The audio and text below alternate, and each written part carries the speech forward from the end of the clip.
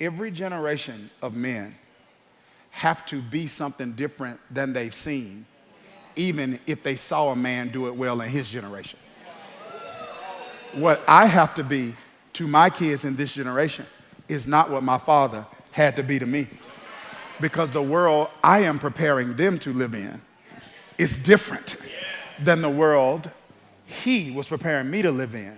So even when you have an example, in some sense, in the home, you still don't have a blueprint that always works for every generation. And because of that, there's gonna be a degree of, with a man at least who's humbly trying to get it right, there's gonna be a degree of healthy insecurity there, because every man in each generation, to some degree, you're not just following a pattern, you're having to create a blueprint. And so I think it's important to keep that in mind. Pray into that, give grace for that, because every man in every generation, whether it's being a husband or a father, is trying to figure out how to do it in this age and in this era. Number two, really simple, we have trauma too. I don't hear any amens in this Baptist, Methodist, Presbyterian, Pentecostal church.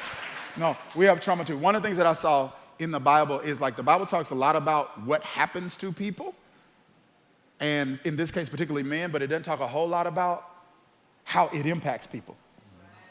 And when you look at some of the things that people went through in the Bible, like we could go to Joseph and talk about him being betrayed by his brothers plotting to kill him, being falsely accused by Potiphar's wife. We could go to Job, who literally, and anybody who's ever built anything, I want you to think about this. You spend your whole life building something, and it's gone in a day.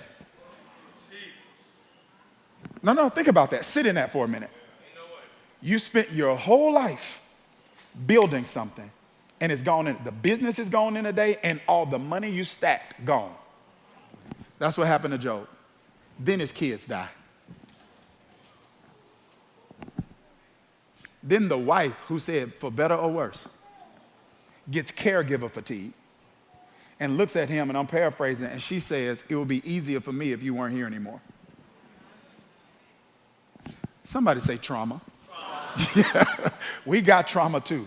Brethren, what say ye to these things? Who's talking about trauma? Trauma? No, go ahead, Ted. No, you could have went.